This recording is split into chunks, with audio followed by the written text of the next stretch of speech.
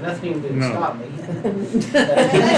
Now, you're on a skateboard, we're gonna stop you. Or somebody, if they pull in over here and park and walk across to get a tea, or I was gonna say Yeah. the rusty roads, but they're not, but to get a tea or to go, I don't know, buy a bail bond or whatever. I mean, there's nothing, it's a parking lot. Right. You know, so, I mean, technically, you know, it's like, this is public property, because it's paid for by the taxpayer, everybody in And this I room. totally get what you're, and you're, like, in my mind too, because we just had a big deal about, off-site advertising. And one of the things that I did find out, you know, is like if somebody's working on something or doing something at a particular property, like the Christmas tree people, they put a sign out here on the property, and we did pick that up because they have to take it when they leave. As long as you've got something on, if they're doing something on your property at that time, you know, so like when Robert Street House left, they couldn't leave anything, you know, any type of advertising or anything here. And so, you know, we did pick up that sign when the Christmas tree, I was just like, oh, they got the sign. So we did pick that up, and we try to stay on top of those kind of things when we're involved with it, but, you know, that's what we do. But yeah, certainly whatever y'all decide, you know, we'll go with, I mean, we don't have a choice but go with what you say, but, we're excited and things are growing and going, and, I'm still gonna be your friend no matter what you say. Right, let's say, thank you all for that. Okay, thank you for coming today, Phyllis. I appreciate it. Maybe we can kind of get it cleared up. Okay, sounds good. I just need to know one way, and I think. Okay, and next up, we have our emergency management coordinator. Has a couple of things he wants to discuss with us this morning. So, Jesse, what do you have? Oh, sorry. Mr. Mendoza. I was in speak up. Let me move up so I can have the light. My eyes are not doing very good. I had eye surgery, so I can't see very good. When did you do that? Last week, Oh, really? 2 weeks ago.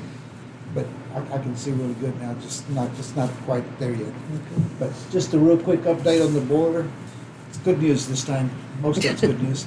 So I found out that Texas Association of Counties provides a free border inspection every 2 years.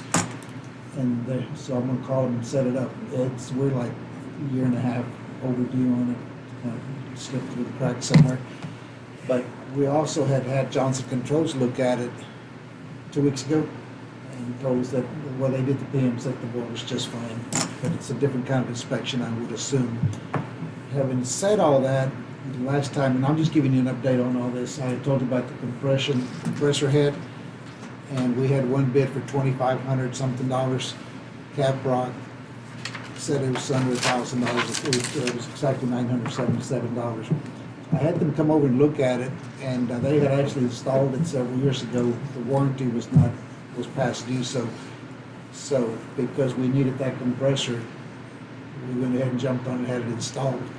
And part of that reason for that was when Caprock was looking at it, he goes, "Okay, Jesse, you're pegged out on," and I wish I could tell you I understand borders, but I don't. But you've got inlet flow, cold water coming in, hot water coming in, pressure, air pressure and all that. And we were pegged out on the gauges. And so we had a situation where it might last forever, it might blow in a minute. And having said all that, I said, we have an issue, and he goes, yes, we need to fix this. So he worked on it, and pretty much the way I gather it is because we have different people coming in here and working on it, and when you work on it, you have to turn the water off, you have to turn the pressure off, and then you have to rebuild it, build it back up.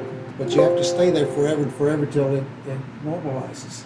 And no one's been doing that apparently, and different people have been doing that. So Caprock says your pump, that blue pump, what I call the pump motor, is fixing to go out on you. So we talked about that, and I go, and what happens if it goes out? And he says, it'll be 8 to 10 weeks before we get one, which means we will be without heat for 8 to 10 weeks. Today it was going to be too bad. I've been telling y'all. Blow it.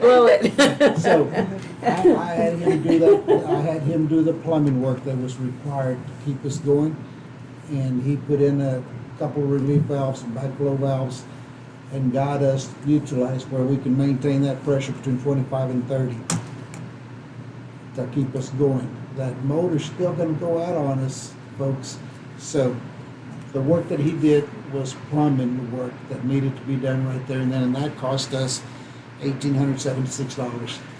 But it was either spend it now or spend $100,000 or $50,000 later on. So I just want to give you an update on that. What I am going to tell you folks is on that pump motor, they looked it up, and it would cost us, and I'll bring that up as an official item on the agenda if y'all want me to, is it's still running, but it's in bad shape because it's never been quite running normal because we've got too much pressure on it, so it's been forcing that pump motor to work, so it's overworked, and it's making a lot of noise, and has been making noise for some time. I thought it was going to be real expensive, but they just called me this morning and he said if he was to order, and I told him not to order it until the commissioner's court approves it, but it would be $4,100, $4,200 turnkey job, sent and installed, but it would be 8 to 10 weeks. We don't have to buy that, but if this one goes out, then we're up a creek for 8 to 10 weeks with winter coming up. Well, if I knew we was gonna be using that system for any considerable length of time, I would think it'd be a good idea to go ahead and get one to have a spare, because you and I were down there this week, and Yes, I heard the noise you're talking about. Okay, thank you. That, the motor's making. I guess this is something we need to talk about and see if we wanna go ahead and have it on hand, because Pretty much if is. it went out, and especially today, the way things are, you don't know when for sure you're gonna get anything. If y'all were to approve it Monday, and it would be 8 to 10 weeks before it comes in, so we're just gonna have to hope that it lasts, and it might last forever. And then again, we might have a new HVAC system in a few months, who knows, okay? Depending on what y'all decide on that one, but is it worth $4,100 to have one on hand, so we don't have to shut the courthouse down, is something I'm gonna throw out at y'all to ponder on. Well, that whole system is pretty complicated. Yes, sir. I'm like you, I've been down there numerous times, I still don't understand much about it. Good. And nobody really expects you to either. We do appreciate that you look after it. You've learned a lot, and you've made sure it's been maintained and got a lot of the issues taken care of already. So, yeah, we do appreciate that. Y'all, Chris went down there and looked at it with me, and I ran him through the mill, and he really wasn't for sure until you actually look at that boiler and look at all the plumbing and all the gauges and valves, and it gives you a better understanding. If y'all ever decide you want to take a look at it. Okay, thank you. Good. I've looked at it. Okay, good. So, that's that on the boiler system. I know, Yeah. kinda like walking through the jail out there. There you go, you've been there before. So I just want to give you an update on that, that's all. Well, And- while we're talking about that, Melinda, regarding that $4,100, if we decided to do that, where would the money come from? Do we have the money? It would probably be our permanent improvement for the courthouse. We're coming toward the end of the year, if we We've still have it, got- I'm we've- not sure it would be a bad idea. Yeah, but- we've still got money in there, so, It's kind of like having that second air compressor. If one goes out, we either wait a week to get one, or we just plug the other one in. So it's a good backup system, yes, sir. So that's what I had on the boiler. On the any other questions? Sorry. Well, you talked about having the man from TAC to come and do the inspection on the boiler. Maybe he could enlighten us a little bit about that too, as what he. I asked him about that, sir, and the TAC people will only look at the boiler. They won't look at all the Just other the boiler. plumbing and gauges and valves and all that goes with it. Well, if he gave us a good report on the boiler, it's something look like we may be using a while, then, I'd say, yeah, we probably need to get that other Okay. motor. But if Okay. he says, no, it's something you're gonna have to do something with for long, then no. Okay, perfect. Sounds good, yes. And the other thing I want to update you on is, we've been talking about the lights at the Justice Center. And I finally got some numbers in for us. And one company, we talk about all the lights, parking lot lights, that agri-light Yes. beats back there, and so does the DA's office and the district judges. But those lights, we're talking about 8 parking lights, it's actually 8 poles, 9 light fixtures. And I was trying to get apples to apples, so both of them gave us 8 lights and 9 light fixtures. One pole has 2 lights, is what I'm trying to say. And so it's not quite apples to apples. One guy said those plus 4 canopy lights, plus for the flagpole lights, plus 22 LED lamps for a price of $94.75, $9,475. The other company, Who's the bidder? oh, I didn't know if I needed to disclose that. That's why I didn't make copies. Start right there. Yes. And I think you can. Can you tell us who the proposal is? Because it's not, or no? No? Not at this point? I think I'm, okay. Is it over? It's not No. over $50,000. It's not over It shouldn't- $50,000. It shouldn't matter, I wouldn't No. think. Okay. Okay, sure, go ahead, sir. Go ahead. Okay. S&S at $9,475, including all those items that I just named off. Mhm. The other one, City Electric, is $12,665. 12,600. 65. Yeah, that's why I didn't make copies, but that at what That's point. okay. And I'm glad to make copies. And he just included materials, bucket truck, and labor. And I mean, I explained what all we needed, but it's not all laid out. So, if y'all would like copies, I'm glad to make copies for you. Maybe for Monday, For Monday, if you don't okay. mind, Absolutely. that'd be good, Jesse. We don't have any of those lights working yet over there There's, on the parking lot for these guys? not on their side, none at all. It's very, very dark. And on the east parking lot, we have 2 that are working. Now, all these are LEDs, so at first I was gonna go, well, let's go LEDs and leave the 2 that are working, but that would look really weird, Yeah, one. it And would. everyone's going LED. And they'd probably go out about as soon as you got through fixing Yes, those. so the bid is for all the lights, 8 poles, 9 lights, and then all the other light fixtures that we talked about. Melinda? So, yeah. Okay, I'll ask you again now, do we have money to do these lights? I will double check it, but I think there's plenty of money in permanent improvement. Okay. I'll just have to move it to And the the reason I justice. keep asking you that, I know we're coming to the Yeah. end of the year and some of our budgets are getting. The a little Justice Center has already depleted their budget, but there's money in there. That's Carla.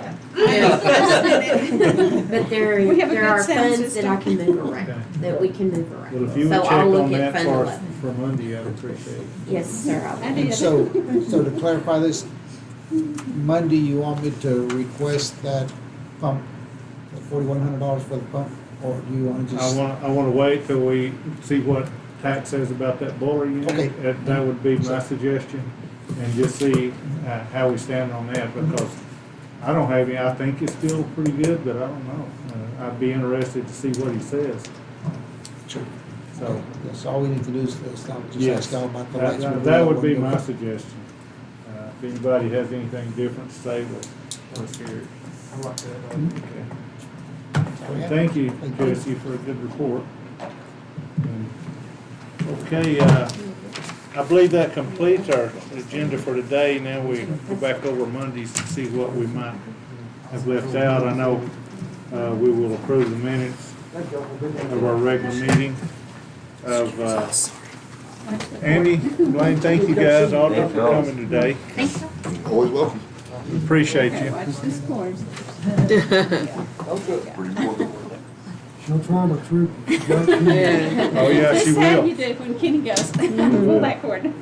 We'll be approving the minute, our regular minutes from November the 8th, 2021, our special meetings of November the 5th and November the 12th, and also the public meeting of November the 10th. And then we'll come back to our auditor. I believe she has something additional for Monday. Yeah, the only thing I have is we're gonna ratify the vendor name, for the minutes that were approved on June 14th of 21 for the purchase of chip seal rock from J. Lee Milligan Incorporated and not Macmillan, as stated. So, because when we got and the reason for that is because these funds were approved to be, this product was approved to be paid for out of Fund 18, which is controlled by the Commissioner's Court. So that's the only reason I'm having it ratified, is because we'll have the right vendor name. Because when we got the invoice, I didn't have anything that had J. Milligan on it. What we had Macmillan on it, so calls me. When you say over. ratified, are you saying corrected? Yes. Yes, sir. I'm gonna correct it. Correct my mistake. That's a legal term, right? Yeah. She Okay. called me the other day, and she said, did y'all get that from McMillan? McMillan. I said, I don't even know any rock company with McMillan. So it was just misstated, so we just wanna make sure our minutes and everything reflect Okay, what thank, we're paying. thank you, Melinda. Okay, and then we come back to our treasurer's report, for Monday.